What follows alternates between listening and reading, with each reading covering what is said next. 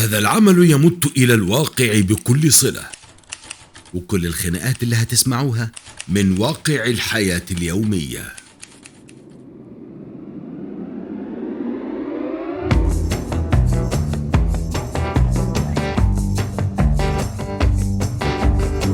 الساعة كام يا هانم؟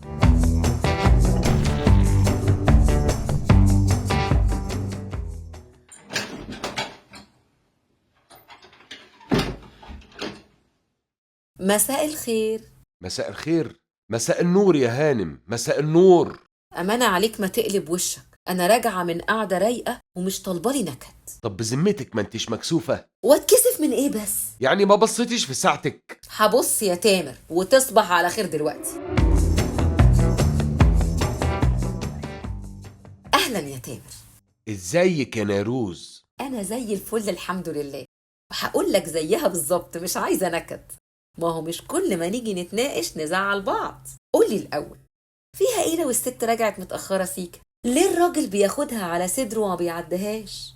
الموضوع مش كده، دي خرجت من شغلها على صحباتها عدل، وما راعتش الراجل اللي هيرجع من شغله ما يلاقيهاش في البيت. ما هي مش حلوة برضه.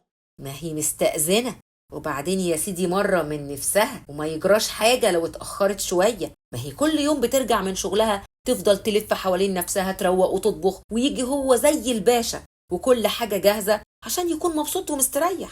لا طبعا مش كده، ولو سمحتي ما تاخديش صفها على طول وشوفي أبعاد الموقف. أبعاد إيه طيب؟ اشرح لي. أنا منكرش إن الراجل منتظر من مراته كل الأدوار، وده أكيد مش صح قوي يعني. متفقين. وحتى لو منتظر منها المثالية دي، يا ترى قصادها هو مثالي برضو؟ تقصدي يفسحها ويصرف عليها ويهتم ويقول لها الكلام الحلو والكلام ده يعني؟ أمانة عليك ركز، إحنا بنتكلم في موضوع الخروج. ما هو لو من حقه يتأخر ويروح يشوف صحابه ويسهر، يبقى من حقها هي كمان، ولا إيه؟ يا صلاة النبي، ونجيب بقى حد تالت يربي العيال، مش كده؟ وشهد شاهد من أهلها. يعني أنت بتقول إن الست هي اللي مسؤولة عن تربية العيال لوحدها، وكمان بتدي الحق للراجل إنه يخرج ويتأخر والست لأ؟ طبعا هي مسؤولة، بس مش لوحدها. الزوجة من مسؤولياتها انضباط البيت وتنفيذ قرارات جوزها فيه. والراجل بقى قاعد يخرج المشهد عن بعد، مش كده؟ الراجل لازم يتواجد ويساعد ويقوم بدوره، وده ما يمنعش من حصوله على فسحة أو خروجه من حين للتاني. وهي كمان على فكرة طبيعي جدا إنها تعمل كده. بص، هي من حقها تخرج، ما قلناش حاجة، بس بضوابط. أيوة. طيب أنا ممكن أتفق معاك لو أنت حاطط كمان ضوابط للراجل.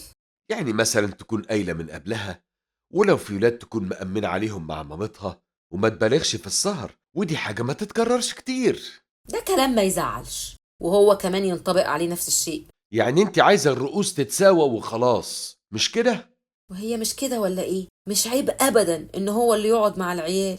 يعني مش عيب طبعا انه يقعد بيهم، ما هم ولاده برضه، وهتبقى فرصة حلوة انه يقعد معاهم ويقضي معاهم وقت جميل. يديها شعور بالراحة، مش يحسسها بتوتر عشان هو اللي قاعد بيهم. ولو اتأخرت مرة ما تبقاش كارثة يعني. ويا ريت بقى لو في ضوابط يلتزم بيها الاتنين. لا طبعا مش كده يا نيروز، طبيعة قعدة الرجالة مختلفة. الست عمرها ما هتسهر على قهوة تتفرج على ماتش، ولا الراجل هيتخطف وهو راجع متأخر بالليل. شفت يا تامر؟